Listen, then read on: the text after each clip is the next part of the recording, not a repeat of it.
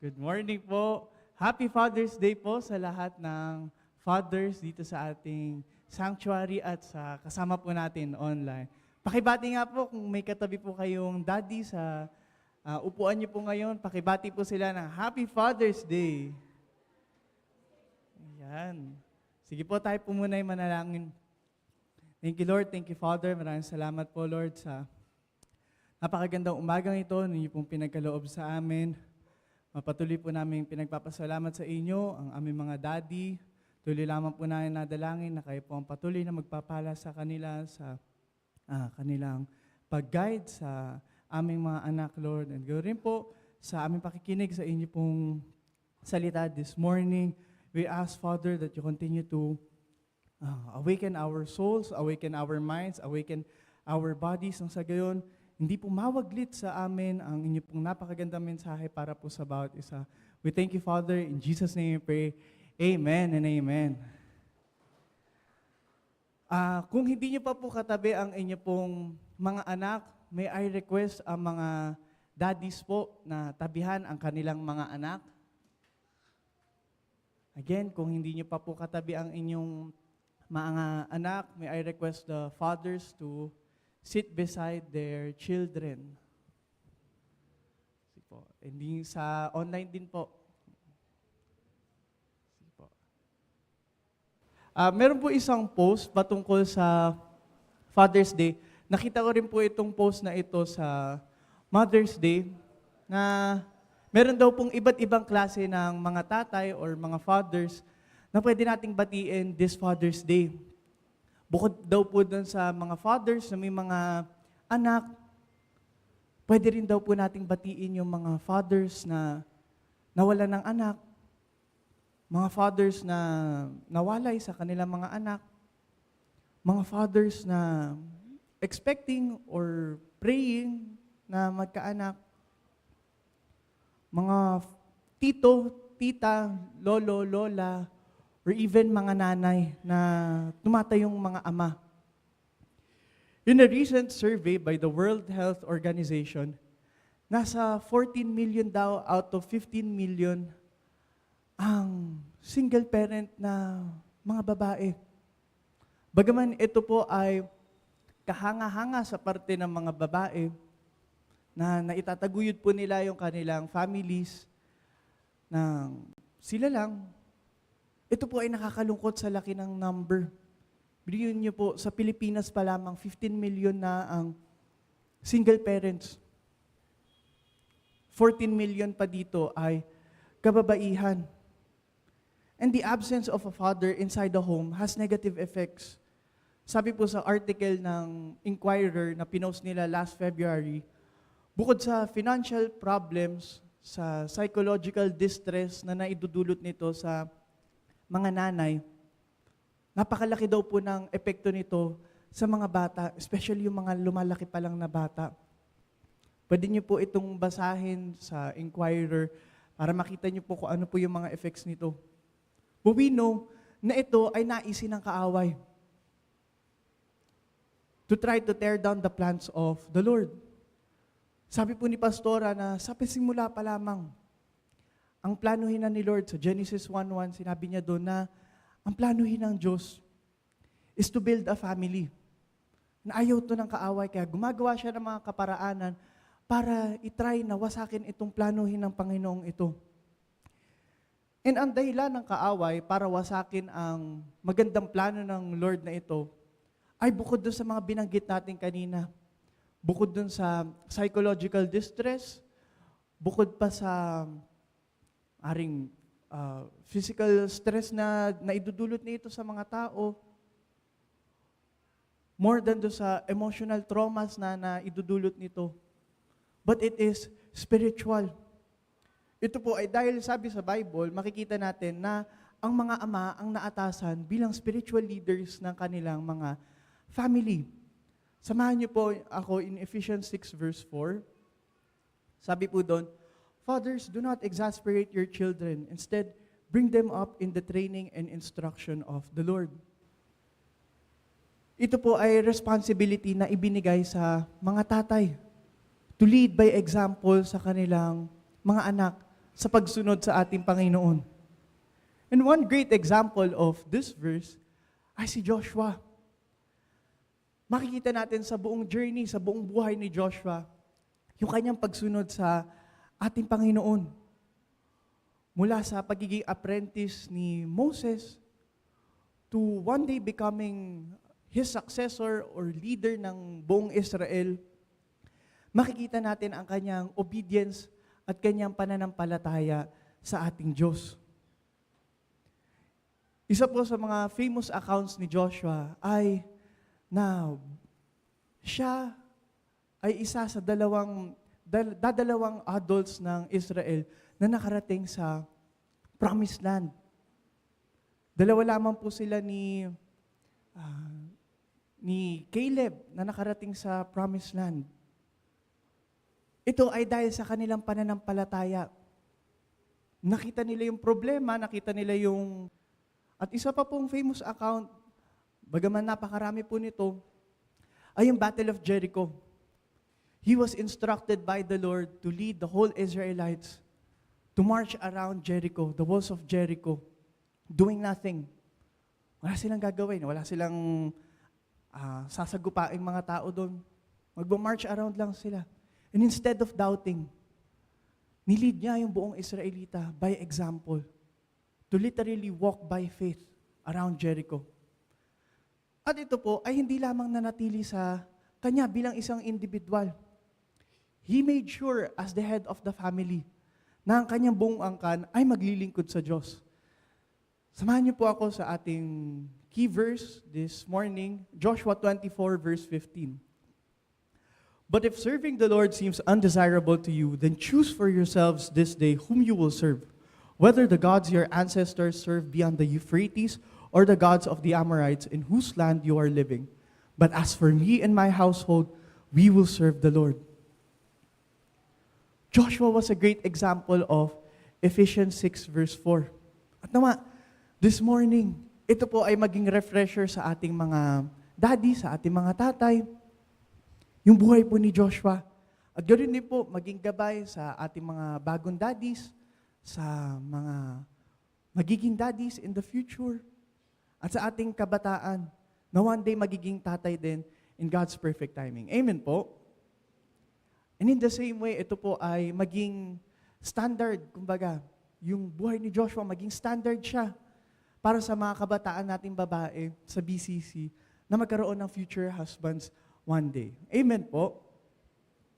So yung verse po natin, yung Joshua 24:15, ito po ay sinabi ni Joshua sa buong Israel nung minute niya sila bago siya kunin ni Lord. Yung Joshua 24 po, ito po yung last chapter sa kanyang book. After po nito yung Judges na. So ito yung pinakahuli nilang pagtitipon bago sila bumalik sa kanya-kanya nilang mga territory. At dun po sa kanilang meeting, from verse 1 until verse 13, inilahad ni Joshua ang kanilang history. Binanggit ni Joshua yung kanilang naranasan sa Panginoon. Magmula pa sa time ni Abraham hanggang sa time na yon, inilahad ni Joshua, ipinaalala niya sa buong Israelita kung paano naging mabuti ang Panginoon, kung paano naging tapat ang Panginoon sa kanilang buhay, despite all their sins, despite all their shortcomings. Now, in verse 15, ang panimula niya dito, but if serving the Lord seems undesirable to you. Matapos banggitin ni Joshua ang katapatan ng Panginoon sa kanilang angkan, from generation to generation, matapos niya sabihin yung faithfulness ni Lord, para sarcastically sinabi niya na, kung sa tingin nyo, after nyo marinig lahat ng kabutihan ng Panginoon, parang hindi pa rin ka nais maglingkod sa Diyos. Yung word na undesirable dito ay mas mabigat po kapag kinuha natin siya sa original Hebrew text. Pag sinabi po nating undesirable, pwede pa natin siyang gamitin lightly. Pwede natin sabihin na undesirable yung halaman po siguro kunyari. Pwede natin paltan. Kung sabihin natin undesirable yung pintura sa bahay, pwede nating palitan yung pintura. Sabihin natin undesirable yung pagkain, pwede tayong bumili ng sarili nating ulam. Pero sa Hebrew translation po, ito po ay ang word na rae. Pakisabi nga po, rae. Yung rae po, ang ibig sabihin niya, to be displeasing, to be sad, to be injurious, be evil, to be wicked, to be evil, to be broken in pieces. Maring sabihin natin, ang OA naman na sabihin na ang paglilingkod sa Diyos ay evil or wicked. Ngunit ito po yung pinapakita natin whenever we choose other things over God or over serving God.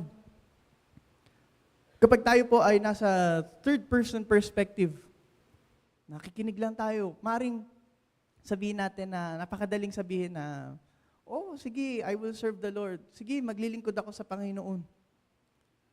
But when faced between the choice to either go to church or sa, let's say, swimming party, sino po ba ang pinipili natin? Kapag tayo po ay nasa choice between attending our online Bible study o gumala, sino po ba ang pinipili natin? Sabi po in Proverbs 20 verse 7, the righteous lead blameless lives. Blessed are their children after them. Ito pong verse na ito ay nagpapatukoy sa mga magulang o parents at sinasabi dito na napagpapala ang mga anak kung ang mga magulang ay namumuhay ng naaayon sa ating Diyos. And praise the Lord po dahil dito sa BCC, makikita po natin na ang ating mga tatay dito ay nagre-reflect ng verse na ito. Amen po? Makikita po natin na ang ating mga BCC fathers ay hindi ipinagpapalit ang mga gawain. Makikita po natin sila na umaattend ng prayer meeting, Bible studies, ng worship service. Kaya nakikita po natin ang pagpapala na idudulot sa mga anak. Amen po? And again, para po sa atin ng mga kabataan, nawa ito po ay maging gabay sa atin, sa ating lakbay patungo sa fatherhood. Making it a habit to love serving God.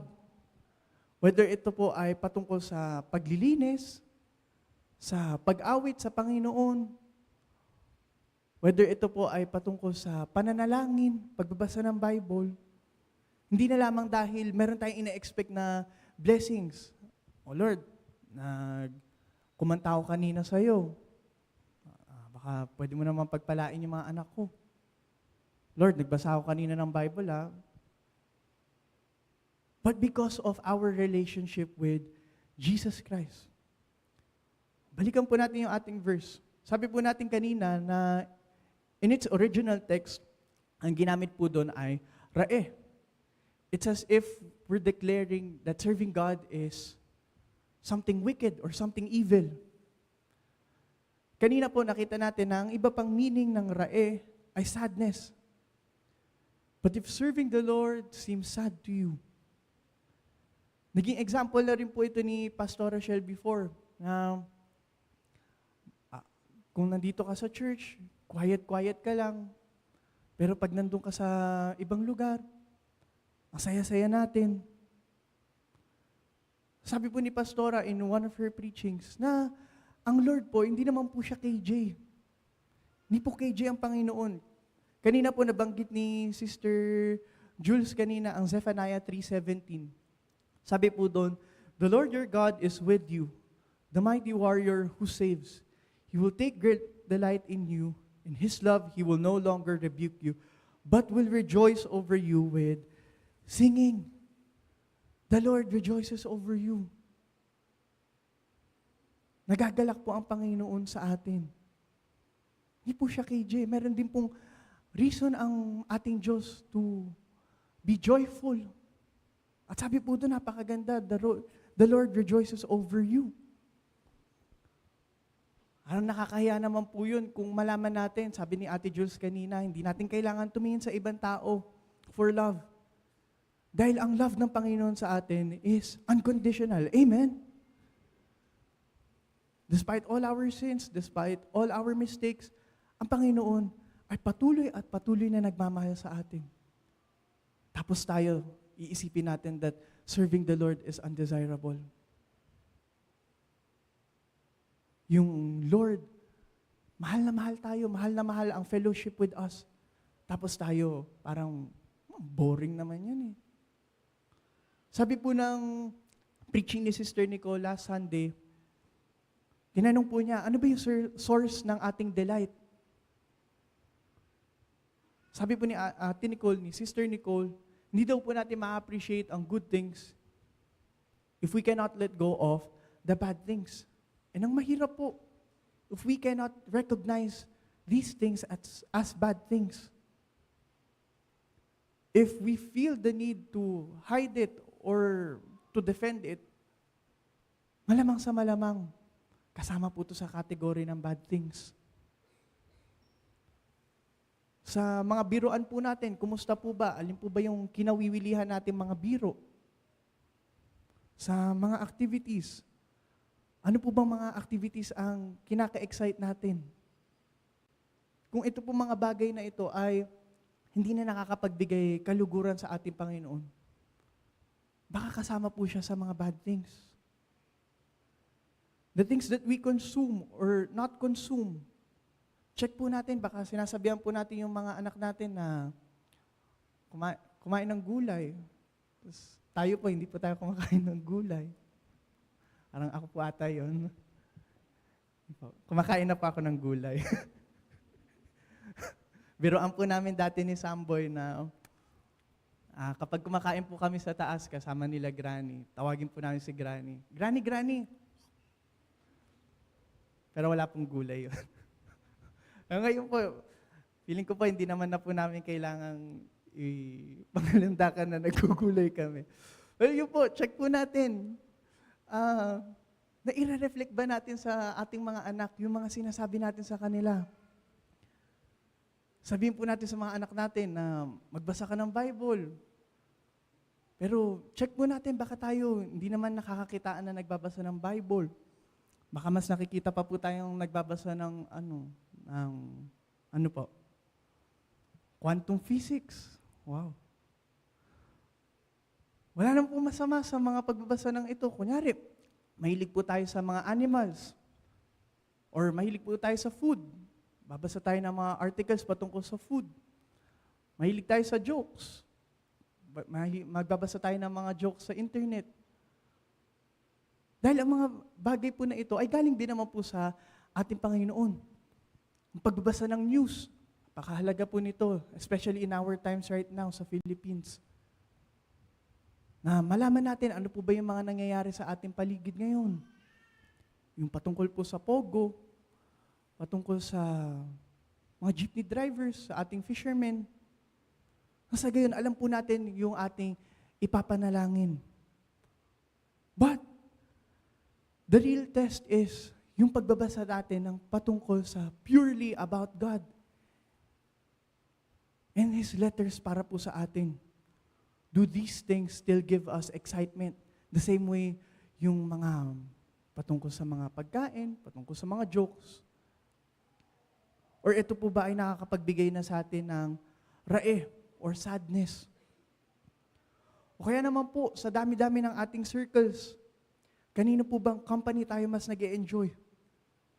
Sa fellowship po ba ng mga kasama natin dito sa BCC? O yung mga kasama natin outside na niyayakag tayo marahil sa mga bagay na nakakapagpalayo sa atin sa Panginoon? Check po natin what is desirable for me and what is undesirable for me. Fathers, remember that your family, your children, your household are watching you. Are you joyfully serving the Lord? Are you joyfully worshiping the Lord? Are you joyfully going into His house? And are you joyfully inviting His presence into your home? Because it was the head of the family, si Joshua, who made this bold statement and challenge. But if serving the Lord seems undesirable to you, this statement from Joshua was very strong. Kasi kakalahad lang niya ng kabutihan ng Diyos. Parang niya sinabi na, ito, naalala niyo ba? Na noong time na muntikan na tayo mamatay, sinave tayo ng Panginoon. Noong time na nagugutom tayo sa disyerto, hindi ba nag-provide ang Panginoon? Noong time na nauuhaw kayo, hindi ba nag-provide ng Panginoon? Tapos ngayon, if it seems undesirable to you to serve the Lord, pinapili niya ang buong Israel. But if serving the Lord seems undesirable to you, then choose for yourselves this day whom you will serve. Sabi niya po, this day. Hindi niya sinabi na, I will give you 24 hours to think about it. Right then and there, sinabi niya, mamili kayo. Agaran po yung call to action ni Joshua. Pumili kayo ngayon kung sino ang inyong paglilingkuran. This is where we see His authority as the Father, as the head of the family. Sa panahon po kasi ngayon, parang masyado po nating piniplease ang ating mga anak. Minsan mas nasusunod pa yung ating mga anak sa atin. Ang paalala po sa atin ng Panginoon, sa fathers po ibinigay ang authority ng ating Diyos. And where do you use that? Ito po ay ginamit ni Joshua sa napakagandang paraan. Sabi niya, kung ayaw ng mga Israelitang paglingkuran ng Diyos, kailangan niyo mamili.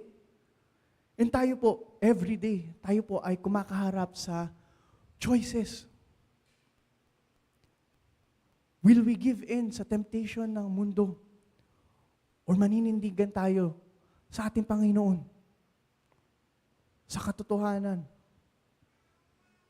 Araw-araw ko naman sinusunod si Lord. Baka pwedeng cheat day ko ngayon.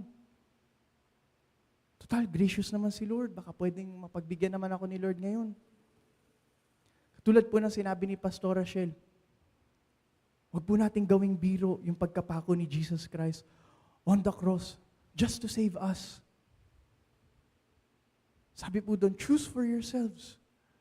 It is intentional. Mamimili tayo ng gagawin natin sa ating buhay. I remember in one of Pastor Rachel's preaching, sinabi niya po na sa atin daw pong pamumuhay, we have to walk intentionally while looking forward to eternity. Na mamumuhay tayo taking into consideration, ito bang actions na ito, how will it end up sa eternity? Ito bang decision na gagawin kong ito? Ito bang option na ito? How does it affect my eternity?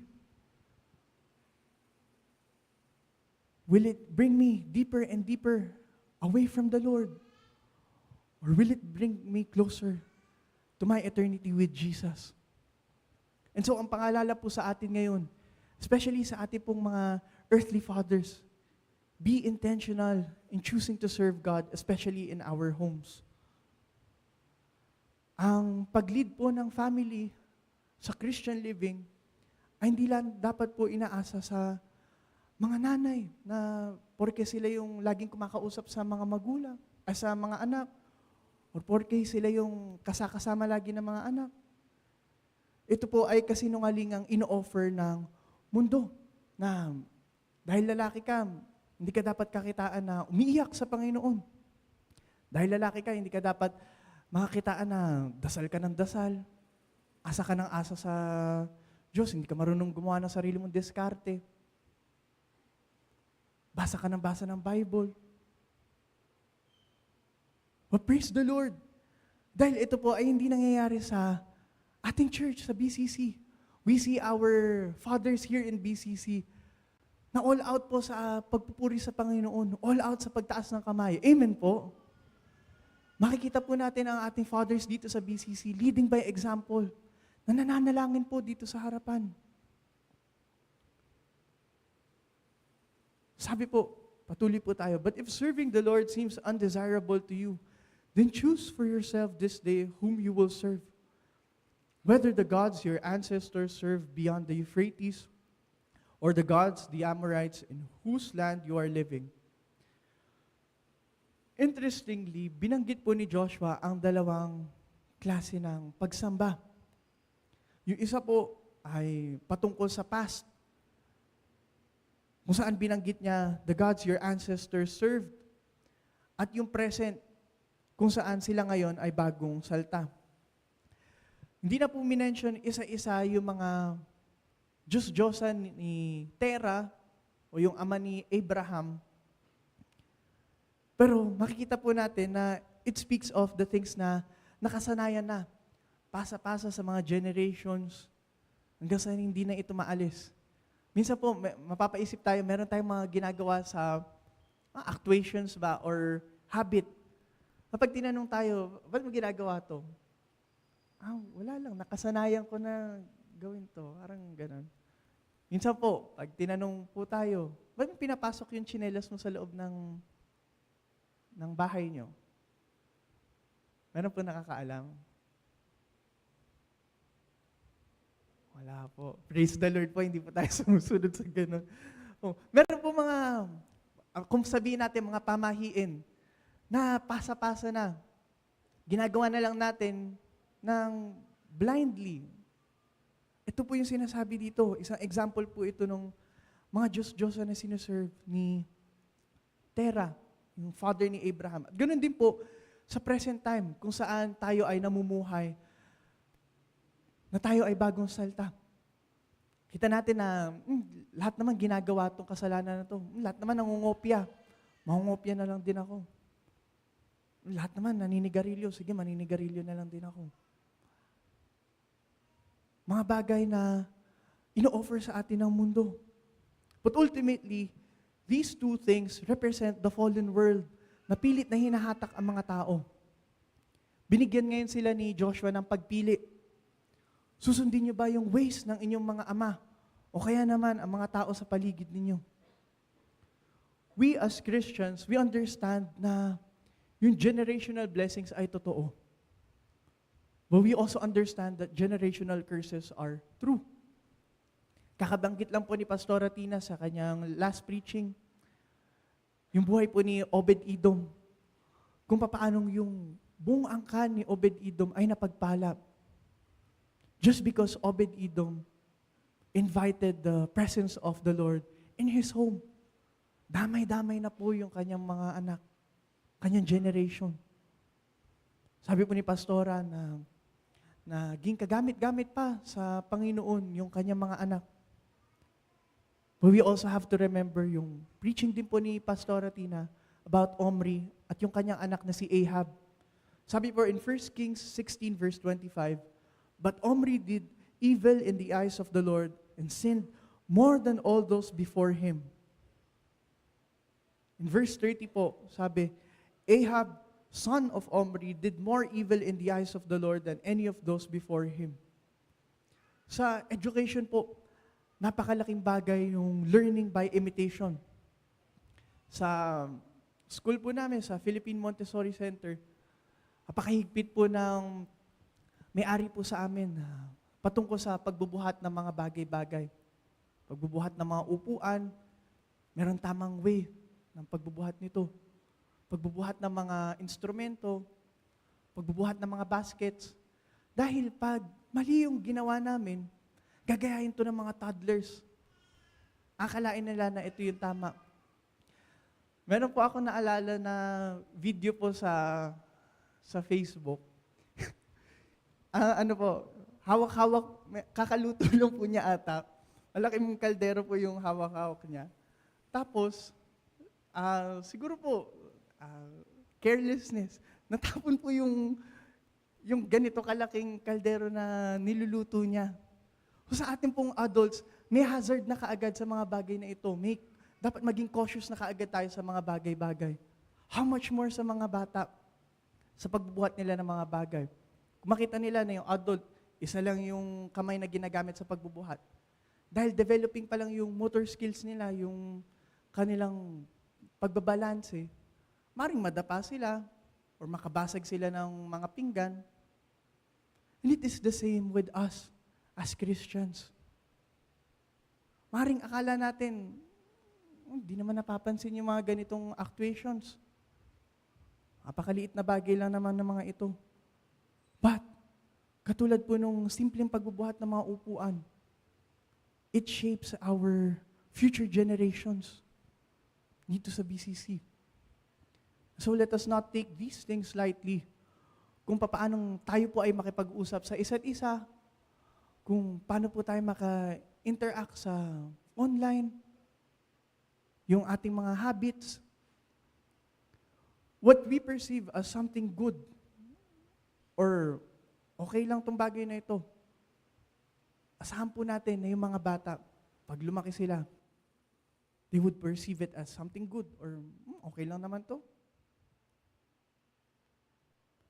Alam niyo po, sa music, isang maaaring cause kung bakit tone deaf or wala sa tono ang isang tao, ay dahil yung naghehele po sa kanya, ay natatawa po si ate. Dahil yung naghehele po sa kanya, ay wala sa tono.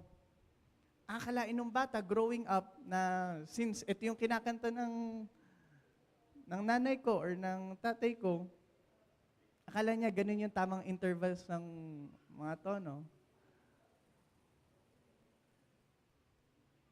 Ganun din po sa atin. We have to be careful. Okay lang po kung wala po tayo sa tono, basta para po sa Lord. Okay lang po yun. But apart from music, yung pamumuhay natin, we have to be careful. Dahil yung mga bata, they look up to us para sa pagkukuha nila ng knowledge, ng wisdom, na mga dapat gawin. If this was a result of the older generation na maaaring hindi naman po nakakilala sa Panginoon, we now have the responsibility to choose. Will we follow our ancestors? Same question na binigay ni Joshua. Will we follow our ancestors? O marahil, yung mga nasa paligid natin, susundan ba natin yung mga kabarkada natin? Na marahil nakakapag-shape din ng ating culture. Fathers, expecting fathers, future fathers, young men of BCC. If your ancestors did not worship the Lord, then it is our responsibility to break the curse in Jesus' name. Yung pagkain natin without praying, nakikita po ito ng mga bata. Yung kung paano tayo makipag-usap sa mga nagsisilbi sa atin.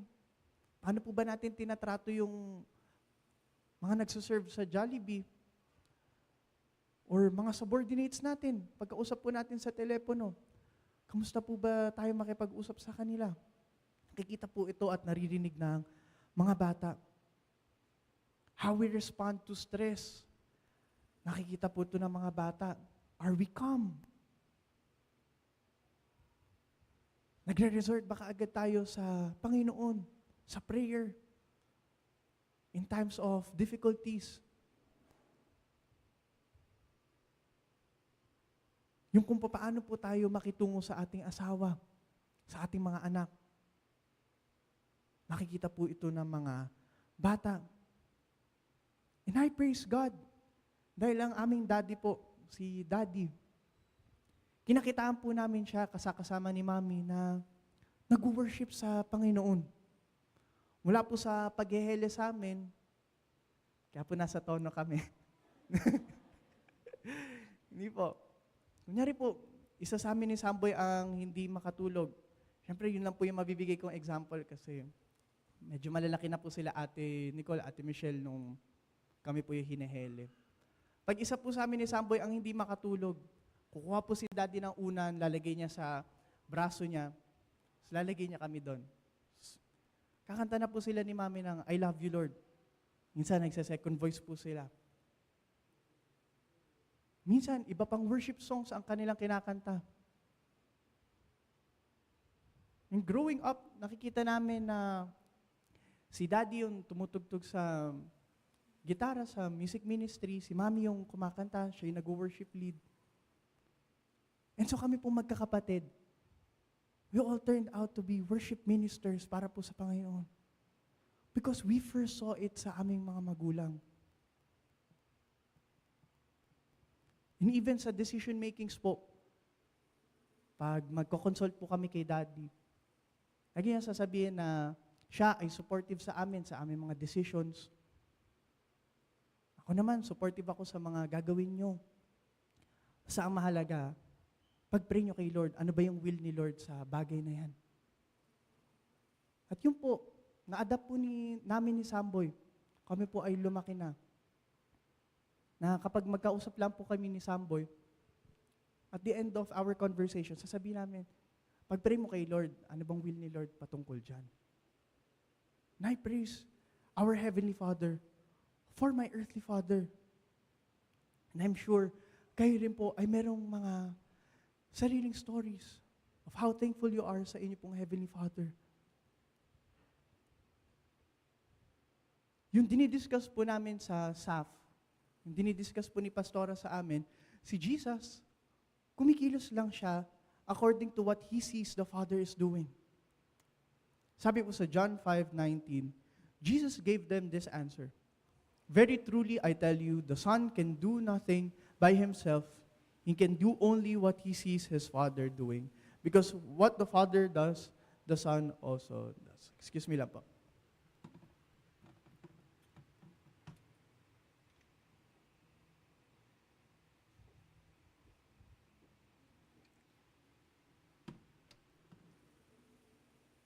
Sahin po natin ulit.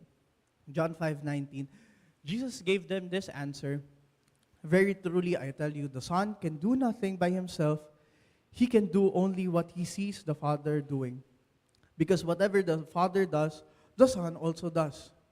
And in the same way, kung paano si Jesus Christ ay ini-imitate ang Father, nawa sa atin po, or for today's special day, fathers, our earthly fathers, are also to imitate Jesus. No, sa gayon, masabi rin po natin yung sinasabi ni Paul in 1 Corinthians 11 verse 1. That says, imitate me as I imitate Christ. Imitate me as I imitate Christ. Meron po kaming isang routine na ginagawa sa preschool para, kunyari po, medyo magulo na yung mga bata. Gagawin po namin to para meron sila susundan, hindi sila kanya-kanya. Try po natin. Can everybody put their hands on their head? Everybody do this, do this, do this.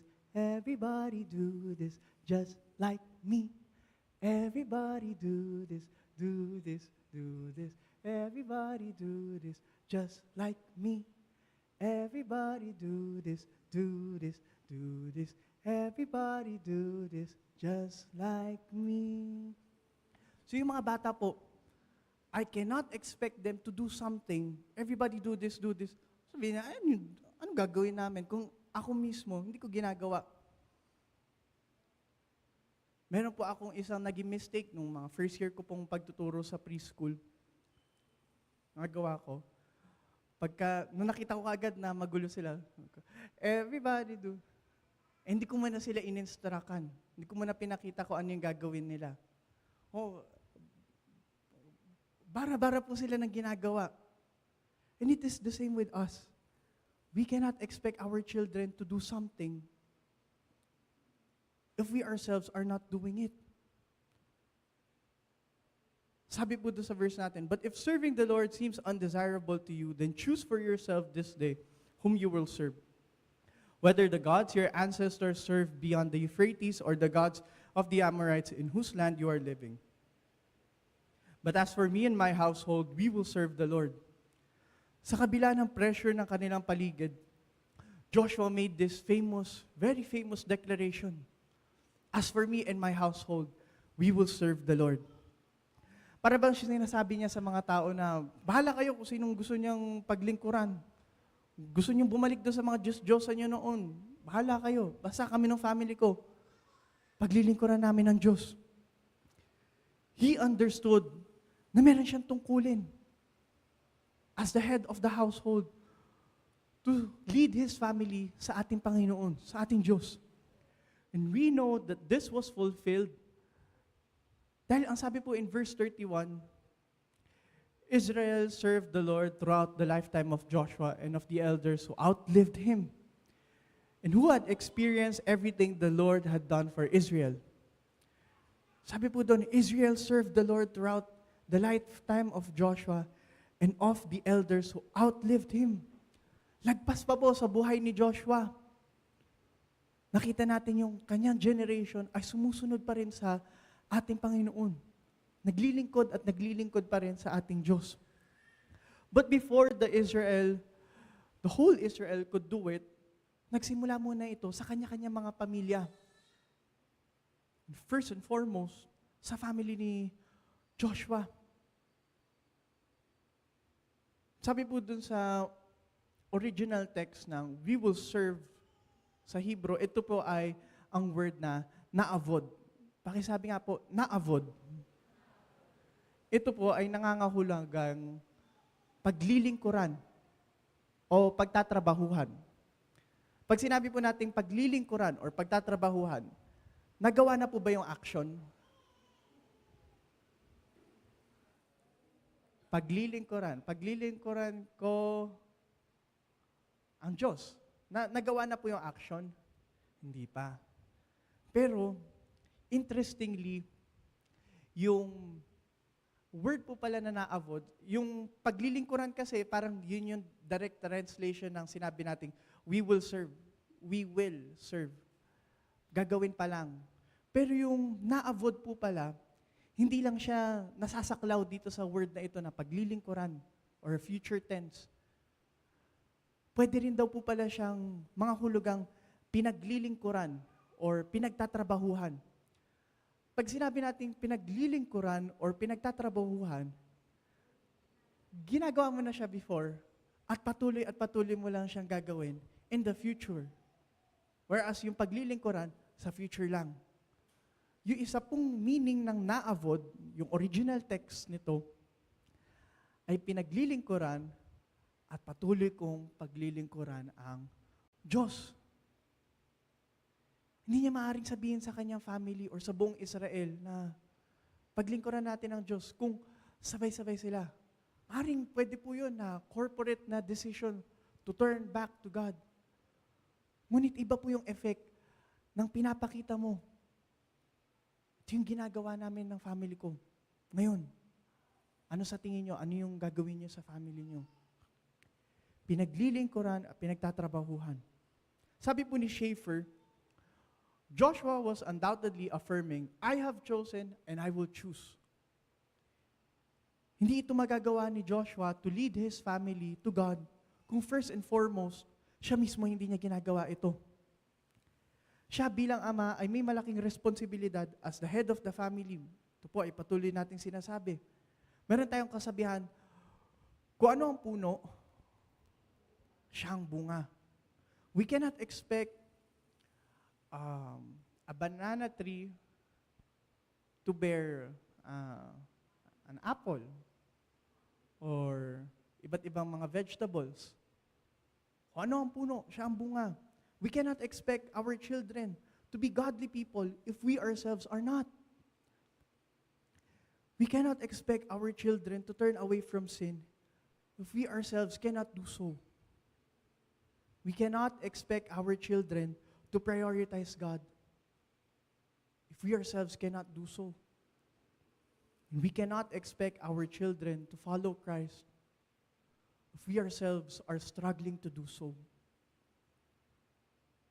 Praise the Lord po sa mga kabataan na sila yung first generation Christian na sa kanilang family, sila yung una nakakilala sa Panginoon. But, iba po yung effect kapag yung ama, yung father ang naunang nakakilala sa Panginoon. Nabanggit na rin po as an example before sa BCC, yung YOP po, mga first generation Christian sa YOP, nahihirapan sila nayakagin yung kanilang family sa church or sa Panginoon. Isang malaking factor po ay yung age. Maaring may come out as something offensive na, mas marunong ka pa sa akin. Ako yung tatay mo, ako yung nanay mo, mas marunong ka pa sa akin. But, these problems are not being faced kung ang mga magulang ang unang nakakilala sa Panginoon. Pwede nilang yakagin ang kanilang Family. Balik po tayo dun sa school po namin. Sa PMC po, as early as 2 months old, ini-introduce na sila sa the Montessori way. Now, pagkagamit ng material, balik agad. Pagkagamit ng instrumento, balik agad. Pagkagamit ng mga panglinis, pack away. May natapon, linis agad, pack away. Pagkakain, ligpit, hugas, ligpit. Si Tepi po, siya po growing up, dahil sa kanilang tahanan, itinuro po sa kanya na kapag papasok ng pinto or lalabas ng pinto, sarado ng pintuan. Kaya pag kunyari po, masok po kayo sa bahay ni Tepi or kunyari kasama niyo po si Tepi sa isang lugar, nalimutan niyo pong isara yung pinto. Siya po magsasara nun. May pagkukusa. Hindi na kailangan utusan si Tepi na, Tepi, pakisara yung pinto. Alam niya na kaagad, automatic. Ganun din po sa mga bata. Kapag at an early age, inintroduce sa kanila ang mga bagay-bagay, hindi na magiging trabaho sa kanila ito. Meron na silang pagkukusa na gawin ang mga bagay na ito. Same with bringing our children to Christ. If at an early age, inintroduce na agad natin ang love for God or love for serving God, then we can truly say that as for me and my household, we will serve the Lord. Hindi na natin sasabihin na as for me and my household, we will try to serve the Lord. Or as for me, if my children do not serve the Lord, and I will spank them or I will punish them. Sabi po sa verse natin kanina in Ephesians 6 verse 4, Fathers, do not exasperate your children. Instead, bring them up in the training and instruction of the Lord. Excuse me po. Ang original text po nito in Greek ay ang word na pedia, na nangangahulugang rearing of a child, or sa Filipino, pagpapalaki ng mga bata. Kasama po sa pagpapalaki, bukod sa maturuan sila na magsalita, na maturuan sila na maglakad, maturuan sila na kumain on their own, until eventually, hindi na natin kailangan bantayan sila, kaya na nila ng sarili nila, may pagkukusa. Ganon din po sa patungkol sa paglilingkod sa Diyos, patungkol sa pagmamahal sa Diyos. Na on their own, mamahalin nila ang Diyos. Hindi na natin sila kailangan na, kung umattend ka kasi na Sunday, hindi na natin kailangan sabihin sa kanila. Because at an early age, inintroduce na kaagad natin ang pag-ibig para sa ating Diyos. Now, we might think na dahil nandito tayo sa fallen world, na ang greatest gift na maaari nating ibigay sa ating mga anak ay ang kayamanan, generational wealth, good education, paved future. But I'm telling you now, no. What we see here sa buhay ni Joshua, na ang pinakamagandang gift na maaari nating iwan sa ating mga anak, that is of eternal value, is leading them to Christ. After po nitong verse na ito, after ng Joshua chapter 24 verse 15, 16 and forward, ninais ni Joshua na ma-make sure niya na naiintindihan talaga ng mga Israelita kung ano yung ibig sabihin nito. Ayaw niya na sasabihin lang ng mga Israelita, sige, para matapos na itong meeting na to, susundin namin ang Lord. Ninais niya na maintindihan nila ano yung cost of serving God. Ano yung cost of not serving God. Ngayon po sa atin, nawa after natin i-take into consideration ang lahat ng kabutihan, ng katapatan, ng faithfulness ng ating Panginoon sa ating buhay. After nating i-consider yung ating eternity through our choices. After nating i-consider yung eternity na maipapasa natin sa ating mga anak. Fathers, be challenged with Joshua's statement. May we be able to choose for ourselves to serve God. May we be able to lead our household to God. May we be able to live lives that reflect the perfect example of a father, our godly Father.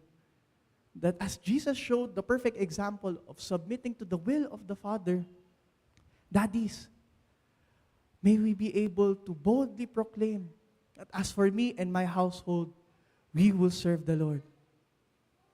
And if you accept this challenge, may I ask everybody to stand up and to boldly proclaim, as for me and my household, we will serve the Lord.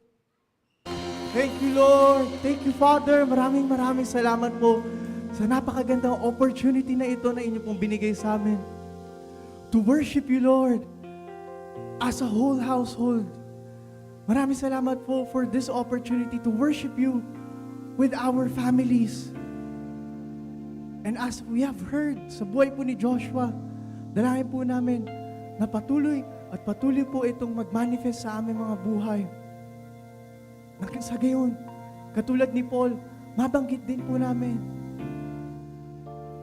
sa aming mga children, sa mga nakakasalamuha namin, to imitate Christ as we imitate Christ.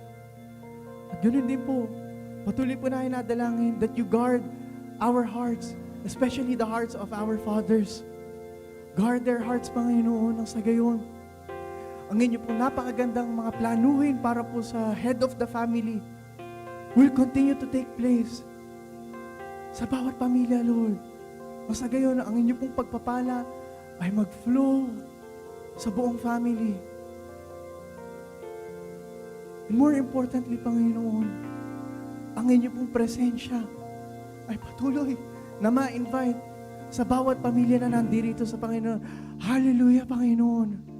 Napakaraming salamat sa inyo pong kabutihan, sa inyo pong mensahe na ito. Dalangin lamang po namin na ito po ay hindi mawaglit sa puso ng bawat isa, bagkus ito po ay maging stepping stone sa patuloy na paglilingkod po namin sa inyo as a family. We worship you, we thank you, we love you, Lord. In Jesus' name we pray. Amen and amen.